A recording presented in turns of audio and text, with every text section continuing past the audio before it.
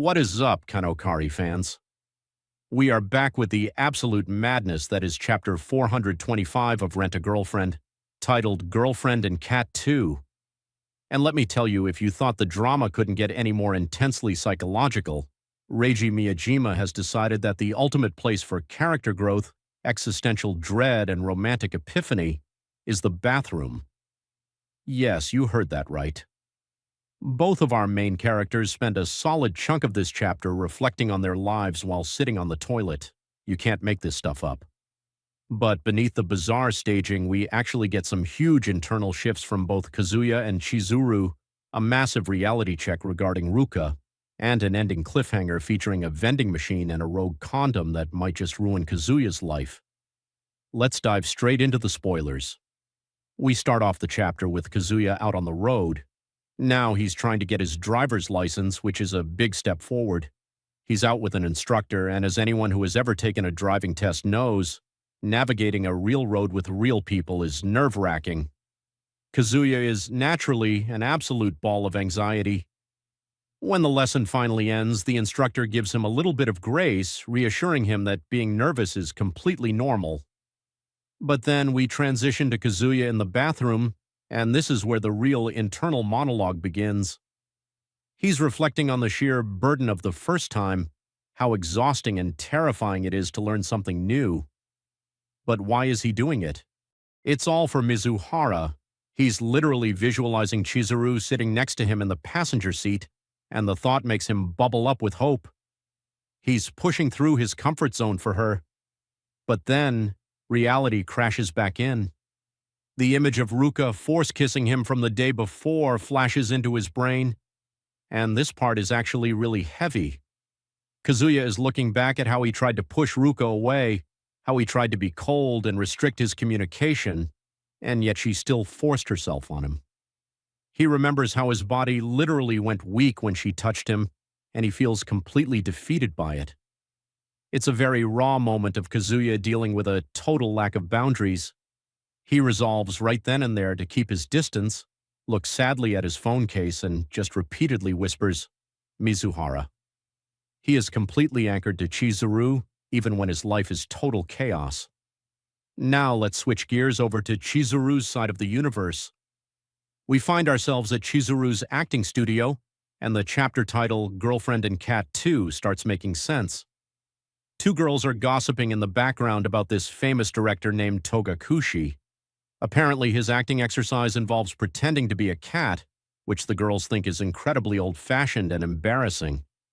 Just a bit of lore refresher. Togakushi is the director Chizuru has been desperate to impress. Remember the Blue Heron play where she wanted the ninja role but lost it to Shiori? Yeah, she's still pushing to get noticed by this guy.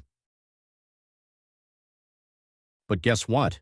Chizuru actually nails the cat exercise. In the hallway, a guy stops her and praises her performance. Once he leaves, Chizuru literally jumps for joy. It's rare to see Chizuru this outwardly happy and enthusiastic about her acting lately, and she's genuinely hyped, wondering what other crazy intense exercises this famous director has in store for them. And now we reach the thematic peak of the chapter. Chizuru goes to sit on the toilet, mirroring Kazuya's earlier scene. And just like Kazuya, her brain immediately goes to him.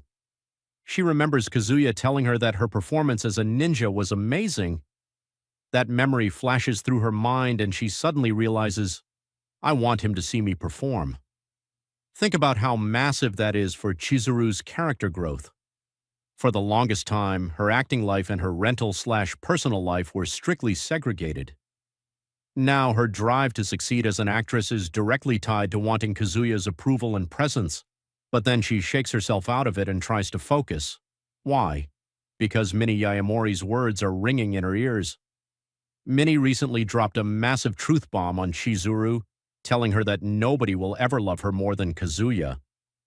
Chizuru sits there and starts connecting the dots. She realizes that Minnie getting so incredibly angry at her must be because of the taxi kiss. Chizuru reflects internally, realizing that leading Kazuya on, kissing him in a taxi, and then turning around and saying, "Oh, I still don't know if I can date you," is literally just toying with his feelings. She calls herself out for not being a particularly valuable woman and feels completely unworthy of him.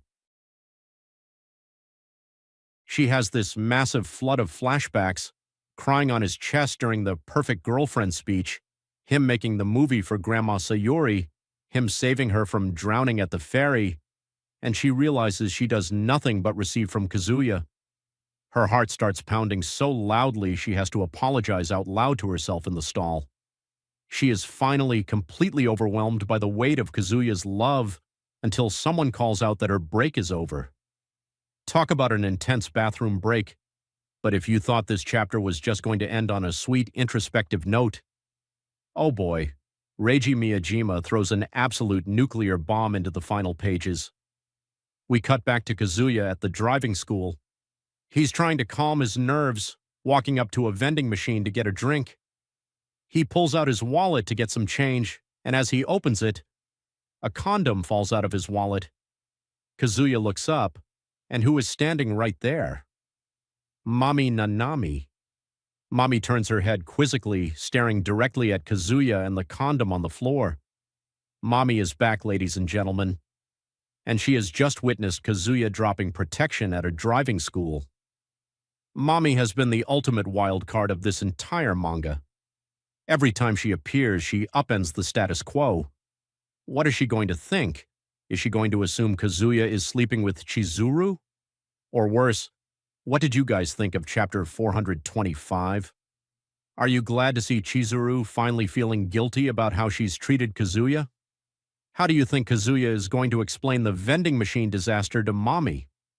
Let me know your theories in the comments below. Smash that like button, subscribe for more weekly Rent-A-Girlfriend breakdowns, and I will see you guys in the next video. Peace.